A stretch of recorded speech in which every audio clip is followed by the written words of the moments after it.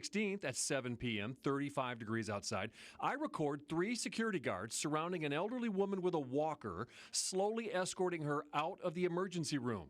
She can't move fast. It takes several minutes to make it all the way to the same corner of Hancock and Ali.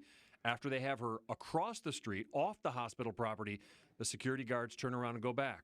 When they clear, I catch up to her, and she says she can't breathe. They told me that I couldn't stay on the premises.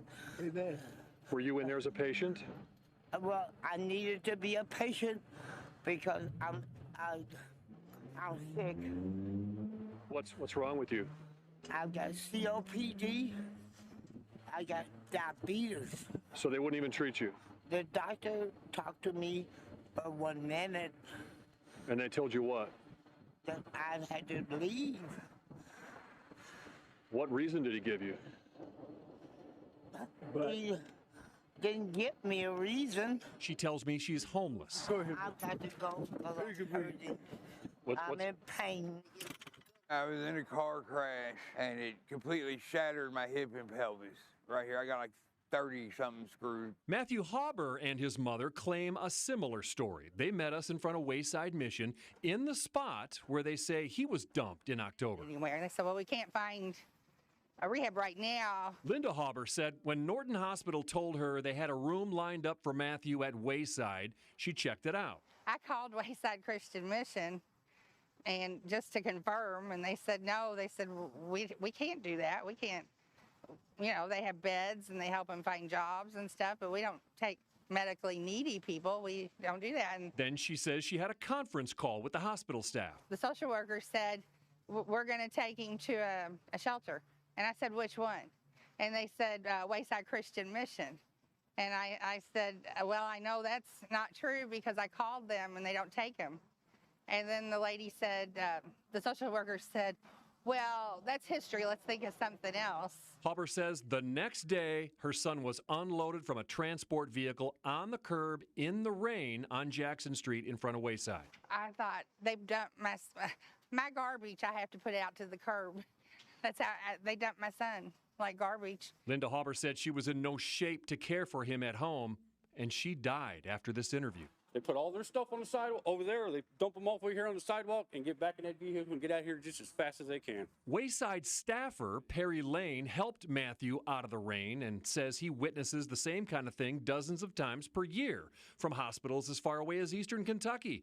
He says they're often lied to about the medical treatment they'll receive at the shelter. What's the worst physical shape you've seen somebody in who was dumped? This guy here was pretty bad. Paralyzed. People that can't walk, that are totally relied on a wheelchair.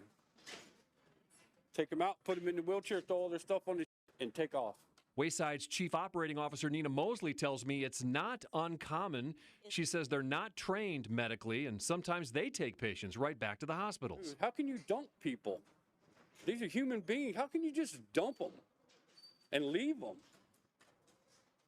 It doesn't make any sense to me. It's unhuman, man. We detailed these incidents with dates and times to both Norton and University hospitals.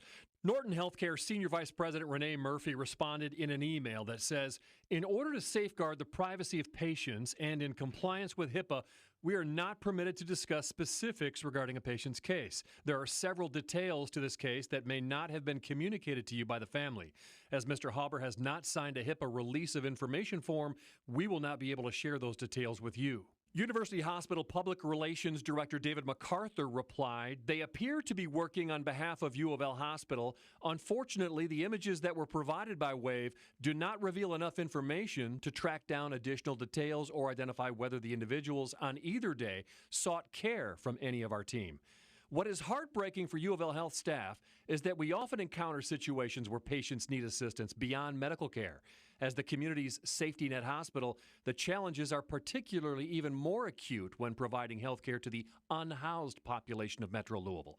Community resources are limited, and even when they are available, many individuals that may benefit from those resources still refuse assistance. The Emergency Medical Treatment and Labor Act, known as EMTALA, was passed in 1986 as a federal anti-dumping law. It mandates patients who present to a hospital emergency department must undergo an appropriate medical screening examination by a physician to determine whether they have an emergency medical condition. If they do, they must be stabilized and treated, and an appropriate transfer may take place to another facility with adequate capabilities. Juries take the hospital's obligations to treat emergency patients very, very seriously. Attorney Hans Poppe knows that firsthand. He won a $2.3 million patient dumping verdict, most of that in punitive damages, after his client, who was coming to a Lexington hospital by ambulance with a cardiac emergency, was turned away and directed to another hospital. Juries don't like to punish hospitals. There aren't many verdicts in Kentucky history favoring plaintiffs in alleged patient dumping cases, but this one is interesting. A $1.5 million verdict awarded in Fayette County to a difficult patient with a history of ER visits, dumped by a hospital, rolled outside in a wheelchair with taxi fare, and hours later, the man was dead of an untreated ulcer. After being